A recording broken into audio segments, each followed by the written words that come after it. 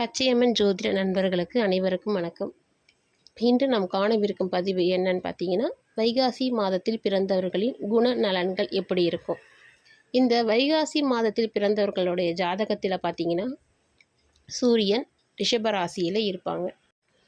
அவங்களுக்கு பார்த்தீங்கன்னா திடகாத்திரமான உடல் அமைப்பு இருக்கும். எதையுமே தாங்கக்கூடிய சக்தி, மன வலிமையும் ரொம்ப அதிகமாகவே இருக்கும்.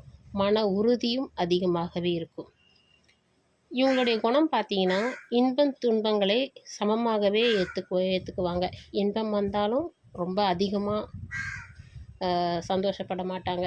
துன்பம் இருந்தாலும் ரொம்ப அதிகமாகவும் அப்படியே உடஞ்சி போய் உட்கார மாட்டாங்க. ரெண்டுமே பேலன்ஸ் பண்ணிப்பாங்க. எதுவாக இருந்தாலும் ஓகே, எது நல்லது எது கெட்டது எது, இது நம்ம மேலே தான் தப்பு அவங்க மேலே தான் தப்புன்றதை புரிஞ்சு அதுக்கேற்ற மாதிரி நடந்துப்பாங்க. ஞாபக சக்தி பார்த்திங்கன்னா, எதையுமே அவ்வளோ சீக்கிரத்தில் மறக்க மாட்டாங்க.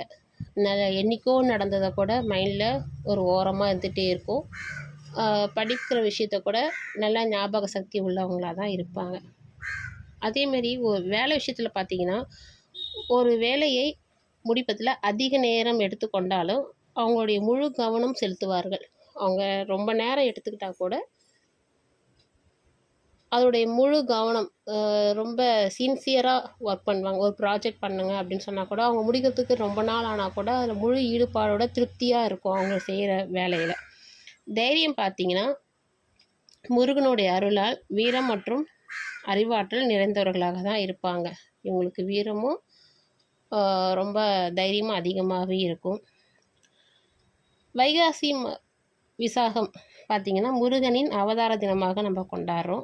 இந்த மாதத்தில் பிறந்தவங்க முருக வழிபாடு செய்வது, குறிப்பாக விசாக நட்சத்திர நாளில் முருகனுக்கு பாலாபிஷேகம் செய்வது ரொம்ப சிறப்பாக இருக்கும். இந்த வைகாசி மாதத்தில் பிறந்தவர்கள் வைகாசி மாதத்தில் முருகனை வழிபடுவது மூலம் தைரியம், ஞானம், செல்வத்தை எக்கச்சக்கமாக பெறலாம். காலபுருஷ தத்துவப்படி பார்த்திங்கன்னா, சூரியன் சிம்ம 5ஆம் இடம் ஆகும். அப்போது 5ஆம் அதிபதி 2ல் இருக்கிறது.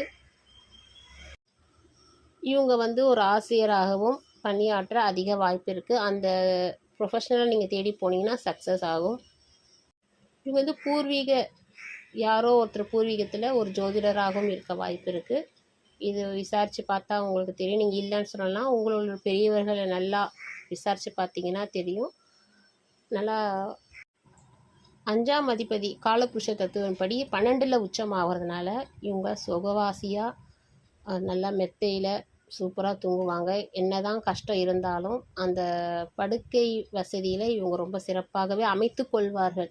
அமையலைனாலும் தானாகவே அமைத்து கொள்வார்கள். ஏன்னா இது ரிஷபன்றது சுக்கிரனுடைய வீடு. நல்லா சுகவாசியாக தான் இருக்க விரும்புவாங்க. அப்படியே கஷ்டப்பட்டாலும் திருமணத்திற்கு பிறகு அவங்களுக்கு நிறைய சந்தோஷங்கள்லாம், நிறைய சுகபோகங்கள்லாம் தேடி வர அமைப்பு இருக்குது. இதை மாதிரியே நீங்கள் இந்த வைகாசி மாதத்தில் பிறந்தவர்கள் குணநலங்கள் இப்படி இருக்குன்றதை நீங்கள் புரிஞ்சுக்கலாம். நன்றி, வணக்கம். உங்கள் ஜோதிடர் கவி.